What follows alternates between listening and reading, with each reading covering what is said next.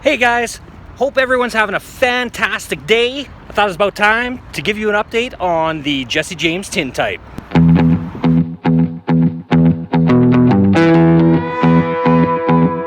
After releasing our YouTube video, I sent out a couple emails looking for help. The person we purchased the TinType from has been very helpful in the search for information. To the best of her recollection, she purchased the TinType at auction in Saskatoon, Saskatchewan in 1993 or 94. She believed the auction was held outside in the summer, in or near the parking lot and building of Circle H Auctions. We contacted Circle H Auctions to see if they would still have records dating back more than 20 years, but they were unable to come up with any information. One of the people I contacted, based on a suggestion from a viewer, was a forensic authenticator based out of Los Angeles named Kent Gibson. To our surprise, Mr. Gibson responded within 24 hours. Mr. Gibson is extremely busy as he is currently working with the History Channel on a pilot for a new series being released next year called The Authenticators. He ran an image we sent him of our TinType through one of his forensic identification and comparison programs. His programs compare certain non-changing aspects of a person's facial structure, such as the distance between a person's pupils in relation to the rest of their face.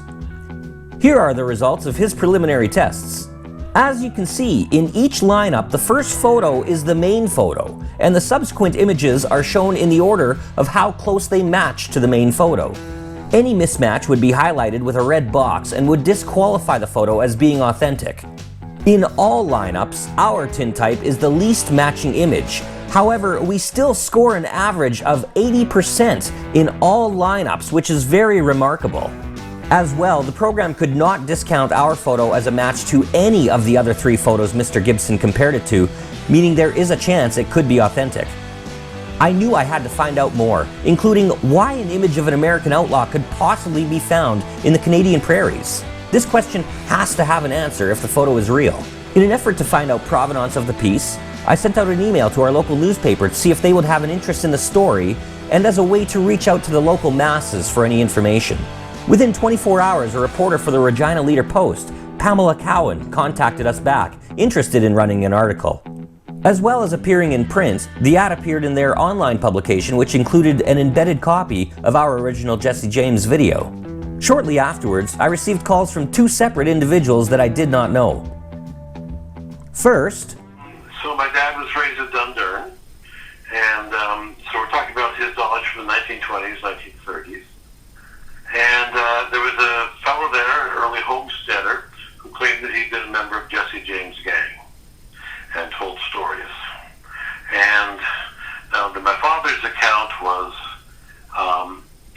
then one day people came out from the Star Phoenix to interview him, and all of a sudden he got kind of wobbly and vague about what he had done. So the conclusion was that he had sort of made up these stories. That was my father's conclusion. I thought about it since, and I thought, if I was a member of the gang, I wouldn't want to advertise in the newspaper. Yeah. They could probably arrest you across the border. Then a call with even more information. One of the ladies at the Western Development Museum wrote an article about Charlie Palmer.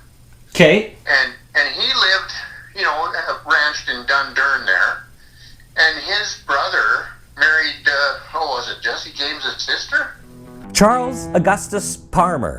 Born March 13, 1939 in Brookville, Ohio, he skipped bail as a young man in Pennsylvania after being arrested for assault and headed towards the Wild West Badlands instead, looking to join Jesse James and his gang.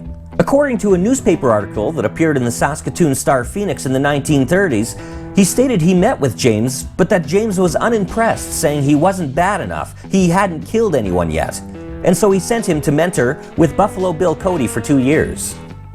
He doesn't elaborate too much beyond that, but we were surprised to learn that he ended up settling and ultimately passing away in a small town called Dundurn, Saskatchewan in January 1936, just 20 minutes outside of Saskatoon, where the photo was originally purchased. With a little more research, we found a book titled Saskatchewan Heroes and Rogues by author Ruth Wright Miller. It talks about Charlie Palmer and his brother Alan Palmer, who is said to be listed on the roster of men who were members of the infamous Quantrell Gang, led by William Clark Quantrell, a group known for ruthless tactics and Confederate guerrilla warfare. And records also confirm that Alan Palmer was married to Susie James, Jesse James's sister. In 1992, local Saskatoon broadcaster, actor, and producer Bruce McInnes became fascinated with the Palmer story and interviewed many of Palmer's living friends and relatives for a documentary project he was working on. A reporter who interviewed McInnes wrote about a time when Jesse James himself, after a bank robbery gone bad in Northfield, Minnesota, where several gang members were killed or captured, fled to Sioux Falls, South Dakota, where he met with Palmer, who smuggled him across the border into Canada, where he laid low for 2 months. This man, Charlie Palmer, who lived only 26 miles from where this TinType was purchased 25 years ago, has documented family ties to Jesse James and his family. We have now confirmed a documented connection between the area the TinType was purchased in and Jesse James. This means it is entirely plausible that an image of the notorious outlaw could have been here for many, many years. Several days after the newspaper article ran, I received emails from both CBC and global networks wanting to run stories on television. CBC also featured us on their news website as well as their Facebook and YouTube pages. In the web article, CBC reporter Madeline Kotzer actually contacted Mr. Gibson, who, to our surprise, relayed to her that he actually thinks it's real. Links to all these online articles will be available in the description below. So that's all we know for now. Information is going to be slow coming. It could take a year or more before we really get going on proving authenticity, things like that. We will keep you notified. We'll keep you up to date on all the latest, but it's probably going to be a while.